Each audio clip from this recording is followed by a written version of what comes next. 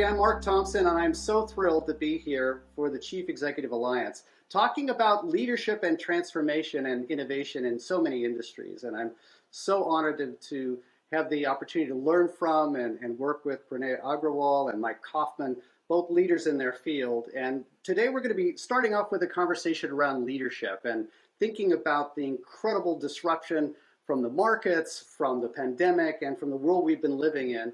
And what's it like really managing as a leader in that kind of environment? And how have these two gentlemen been so effective in that situation that was so often a crisis for so many industries? So let's start with you, Mike, talking a little bit about the organization that you're leading. Maybe give us a little framework around that. Most people know your bio, but how you characterize what your organization does and really how you as CEO have been approaching this particular period in time.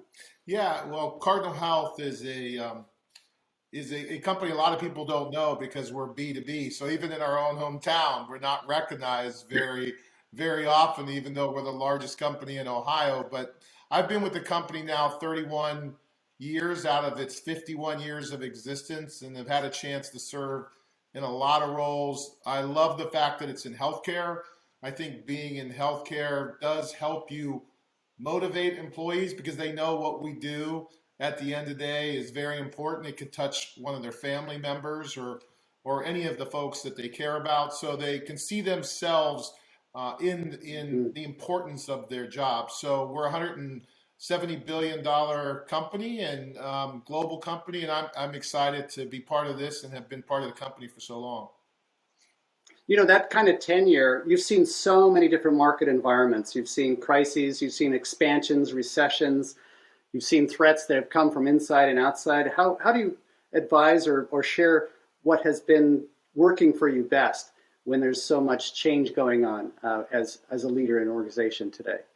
Yeah, you know, the thing that's most interesting right now is I think this is actually one of the hardest times for leaders in general. I know it is for me because what has been working for many of us, like in my case for 35, 40 years, doesn't necessarily work in today's environment. And so as a leader, you have to be willing to change. You have to be willing to listen to your employees and understand how they feel and what might work for them, right? And so I honestly, when I was thinking about leadership right now, one of my big things in my mind is willingness to listen and change.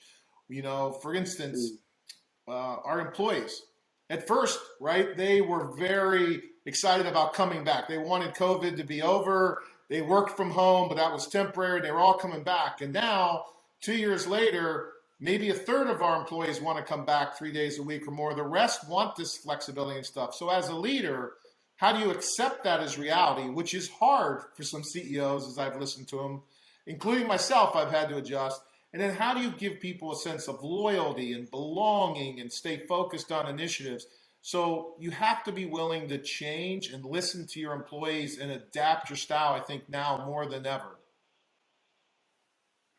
You think about that adaptation and listening deeply. What's been working best for you? I know that you've also been willing to courageously take on certain themes like diversity and inclusion. And as I'm thinking about trying to keep people engaged when they're remote, which may be the permanent future of this hybrid, how have you thought about that? And you've been willing to kind of step up and step out. Yeah, you do go through some remorse. Like for me, I loved getting my lunch every single day, going to the cafeteria, standing in line and talking to employees and see what was going on.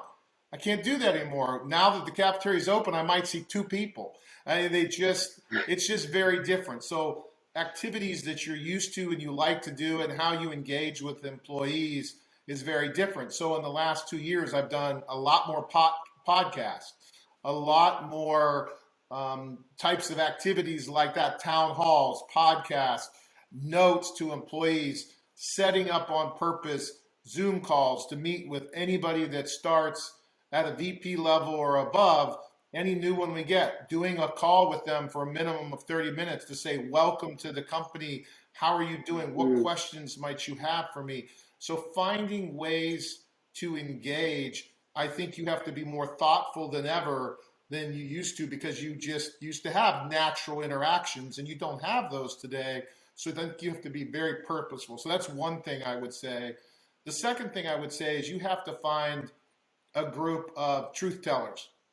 And I've always believed in that, no matter what the topic, whether it's DE&I. I've had when I was focused on gender equity, I had a group of women that were my truth tellers. I'm highly focused on race over the last couple of years, so I have 7 African American leaders that are my truth tellers. But it's the same way about dealing with COVID and engaging with employees. Is I find employees and I reach out to them and I meet with them to say, hey, is my message resonating? And they were very clear early on. It was like, not so much, Mike, because you keep saying you want everybody to be back. And then you say, but you understand, but they don't hear the rest of it. They hear you want them back, so they assume they're going to have to come back. And so listening to a truth teller tell me how they're hearing what I said is so powerful, and it helped me adjust my message and understand that I got to be very careful to make sure people understand that while I may wish they would be back because I like seeing them, I'm really truly okay with this virtual environment. But how do I engage them and get them excited about work and being at Cardinal?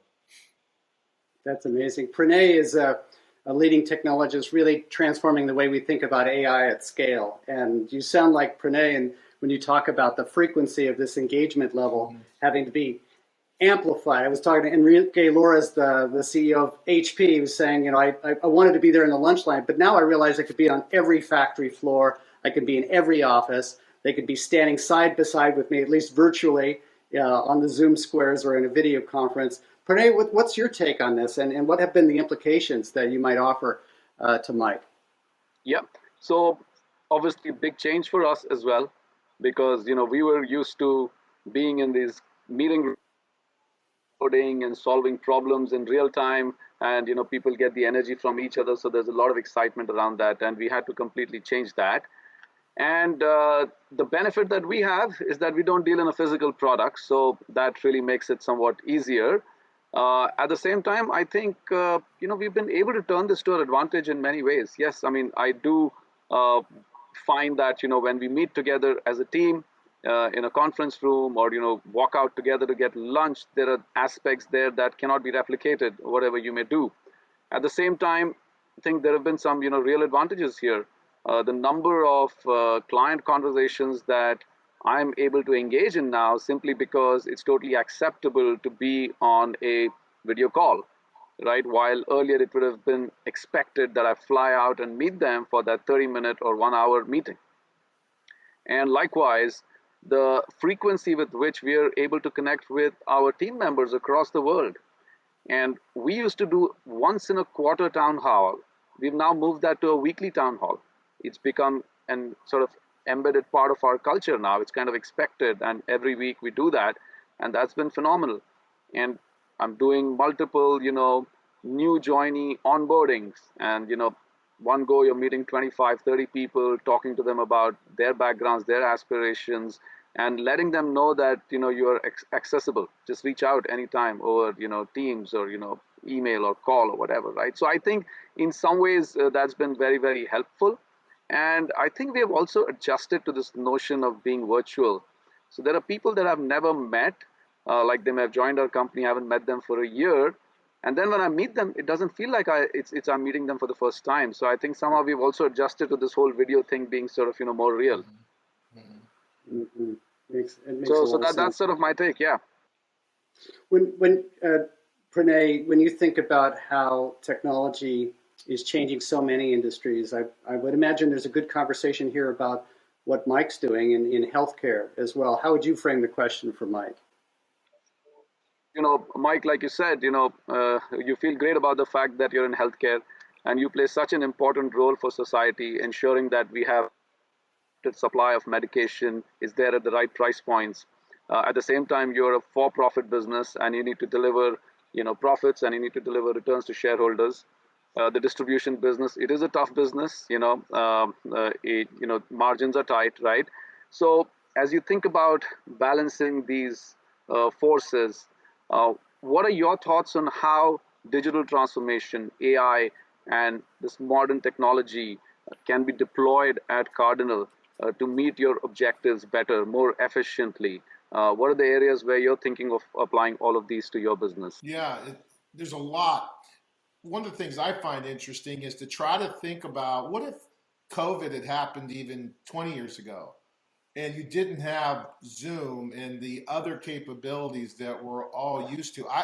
I can't even fathom how I could have sent people home and found a way to communicate. So I think people take technology so much for granted, but what it allowed companies to do, and really it was almost every company within a week was able to have their people at home and being efficient and getting things done and talking to customers. Just 20 years ago, I can't even imagine how much of a disaster it would be. So one of the things that makes me excited about technology and knowing that's going to continue to get better is that it allows businesses to completely adapt. And so that's one thing that I think people ought to keep in mind. As I think about our business, I think about technology probably in three different buckets. One is we have some pure technology companies. That is the complete offering is all technology based. You know, we have a company called OptiFreight. It's all about reducing your freight costs, managing freight costs. It's all done through technology. There's not a product other than a tech product that you're selling. It's software as a service to customers. Our outcomes business is all about managing adherence to drugs through technology and apps and using that. And we have another business, Wavemark, that's RFID, that's managing inventory and making sure it's not, expired product isn't going inside of people in surgeries and things like that. So we have a bucket of what I would call pure technology businesses. So you have to, as a CEO, organize and understand that the talent in those businesses, the way they operate, their capital needs, their cash flow is all very, very different than a core distribution business. So you have that bucket. Then you have what I'll call offerings, where we have these large distribution businesses, but one of the ways they win the distribution business is by having good offerings, such as, you know, being able to give value-based care software to our physicians' offices that we're selling drugs in the physician's office, or offer packaging solutions for, you know, pharmacies so they can give a patient compliance packaging, those types of things. Some you do yourself, and some, for instance, we've done a lot with partnerships. We've partnership with Zipline to be able to do drone delivery and many other partnerships.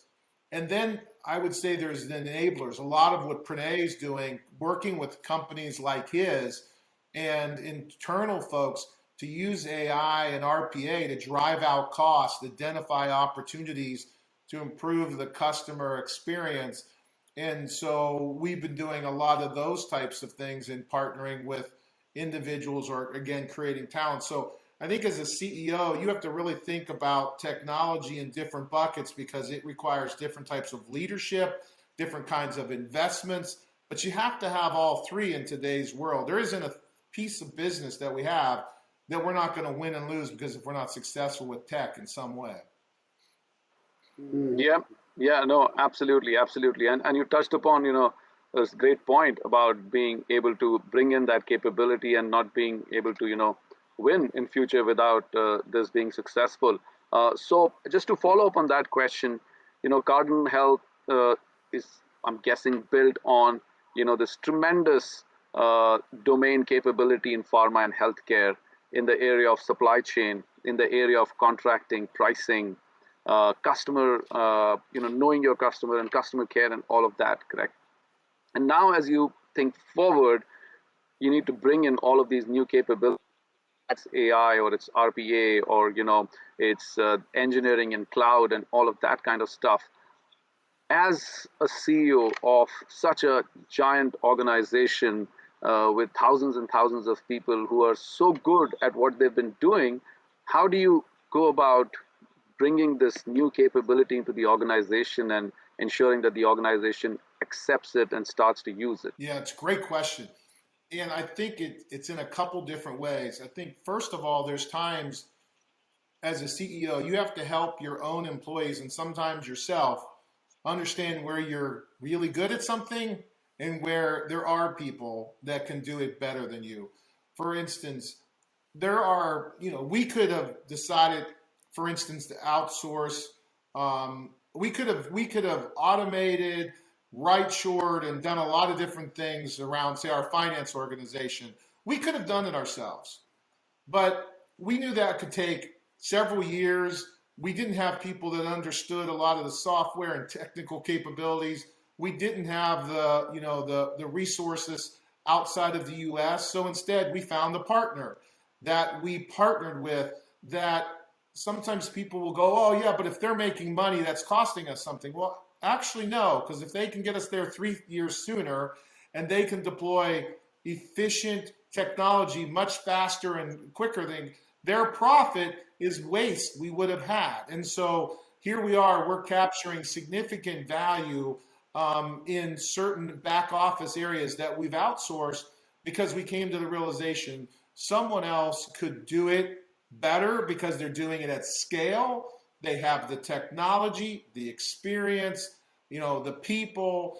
And I think CEOs have to get comfortable that especially with technology related areas, you can't do it all yourself necessarily effectively. So I think that's one thing that you have to keep in mind. And then there's other times which is similar to that, where it's not a complete turn it over to someone else, but partnerships. For instance, we have one of the best cold chain, I think. The way we deliver drugs from a cold chain perspective is, I think, second to none. But it still could be a lot better. And so instead of trying to completely invent it ourselves, we partnered with a company called Ember Health.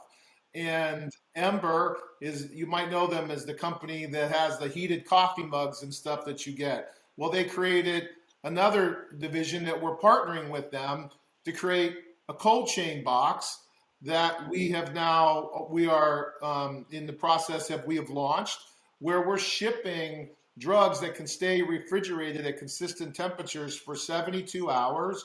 That if for some reason, it goes outside of, a truck breaks down, it can be plugged back in. It's like a mini refrigerator, but it can be reused hundreds of times.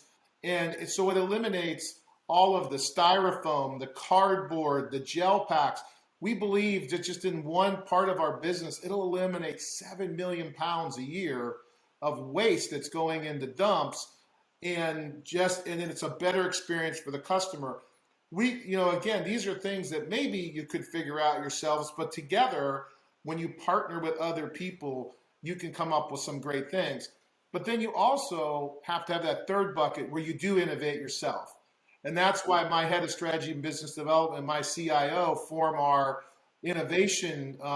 They lead innovation for us by bringing in outside speakers, by showing our employees where we've been successful in innovation in different definitions of innovation. So I think you have to do it in all three buckets in order to be truly successful. That makes a lot of sense. When I think about how you're applying those technologies, and when I think about how those technologies also, building on Pranay's question, have implications for sustainability, which you touched on, could you talk about what it means to be thinking about ESG today? It feels that so many organizations are prioritizing it. The capital markets, in many respects, are also prioritizing it in new ways that are holding organizations accountable. How are you thinking about it at Cardinal? I would say from a couple different perspectives. One is investors, like you said, there are investors that expect that, but it's the right thing to do. And I think years ago, a lot of these would have cost you more as a company to do things in a way, and it made some of the choices harder. Today, you can do a lot of these things and be even more cost effective. For instance, my example of Ember Health, we're going to eliminate a lot of waste, but we actually also believe it's going to save us money because these are reusable. The physician, when he gets the box after they take the drugs out, he or she could just hit a button and the screen on the box switches to the Cardinal shipping label, and they hand it to the FedEx driver and they bring it right back, and it's done. It's out of their hands. It's simpler for them. It reduces waste, and we can reuse it. over and over and over. So it's going to save us millions, save the environment millions. So I think people need to challenge their thinking on ESG today around these types of areas, that eliminating waste does not mean more cost.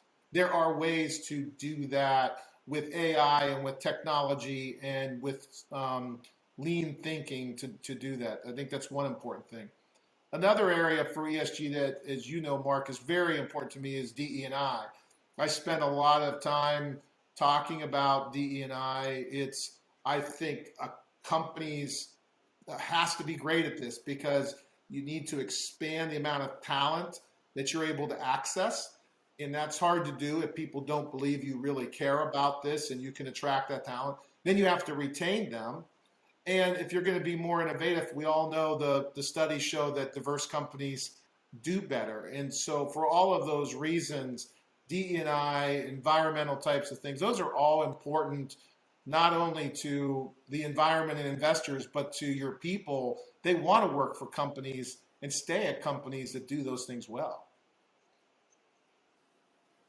It's a remarkable transformation, and I think about your comment about, frankly, we used to believe that it was a tax to think about these things, and now we realize that whatever might have been a constraint there is now creating dividends and creating and unlocking innovation in new ways. Surely you must be seeing this, Pranay, with the work you do in AI, particularly around sustainability. Companies like Mike's unlocking innovation that ends up actually making it better and cheaper. No, absolutely, absolutely. I think huge opportunities in getting more efficient with energy consumption. I mean, just if you take the example of Cardinal, I'm sure Mike, through the use of AI, is already finding lots of savings in transportation, right? Huge thing, packaging, as you mentioned, and all of this is great for the world, sustainable, better for society, and better for the shareholders. So it's a win-win situation. It's just that we need to get away from thinking that it's a tax, but think of it as an opportunity. Absolutely. When I think about the journey that you've both been on, I'd love to close with this question for you both. Maybe we'll start with you, Pranay. What do you wish you knew as a leader today, after having scaled a company now that's gone through its many financings and it has been, frankly, had a tiger by the tail when you think about the nature of AI and machine learning and all the rest? What do you wish you knew when you started out on this journey that you know today from a leadership standpoint, that we might also help others not have to follow in all of our footsteps exactly the same way? No, I'd say maybe three things, right? Number one is on talent. That I don't think you always hear this, but it's really about internalizing it and believing it and doing it, right? That get the best that you can, and imagine that best, and then maybe go for better than that, right? that is one, and do that quickly. Don't settle for less. I think that's kind of number one. And I think number two is that be bolder. Go for bigger opportunities. The time and energy is the same, and it's just a question more of being bold and going after those bigger opportunities. And I think the third is that decisions don't necessarily get better with time. So you're just thinking that I'm going to take more time. I think you're really just sort of using that time to get more comfortable, but I don't think you're necessarily improving the quality of that decision. So I think be willing to make decisions faster and act. Your decisions will get better if you act and incorporate the feedback. So I would say those would be some of my top things. Yeah. That's a great idea. There's nothing like actually having that decision have impacts in the world, and the world is smarter than any of us individually, for sure. How about you, Mike? You've had this incredibly long career, built this organization around a purposeful outcomes for the people that you serve. What do you wish you knew? What would you tell the 20-year-old version of Mike? As you think about this question, it struck me that when I think about right before I stepped in the role, like when I was CFO before I became CEO, and I think about, has I had any big surprises since I became CEO? And I would say, actually, no, I haven't had any big surprise since I've gotten into the role, but that's because I've spent a while really surrounding myself by other CEOs that were already in the job and learning from them, or honestly, spending time with you and Marshall and reading some of the materials and stuff that, you start to get experience in thinking about, oh, other people are willing to share. Here's some of the mistakes I made. So I haven't had any, what I would say, big surprises. I've moved into the role itself. But going back, if you look at it from my 20-year-old self, I would say this ability, what has served me well, is being authentic and transparent. I was with a customer that we lost several years ago last night for dinner. And he said to me, when our contract's up, I really want to come back. And I said, why is that? And he said, because, Mike, one of the things that I've always liked about you and what you've done at the company is you've always been transparent and authentic. When you couldn't do something, you just say, we can't, it's not going to work, or here's why. You always had our best interest. And I feel like now I get the runaround and I never get a straight answer. Where with you, even if I didn't like the answer, you were always straightforward with it. And as I've met customers, several of them over the years have commented on, wow, there's so many times I've been surprised that I wanted to give you business or some piece of it. And you said, no, that's not the right thing for you. And here's why. I wouldn't do it that way. I would do it this way. And so I think being authentic and transparent, it serves you well as a leader. Employees appreciate it. They can tell when you're not being transparent and authentic. And in this world we're in now, if you had not been that way prior to COVID, it would have been harder to manage through that. So that's a big one that I feel strongly about. And then I think to be an effective CEO, you do have to stay calm and focused, that you can't look like your hair's on fire. I remember one day walking into the building and I was truly just thinking of something.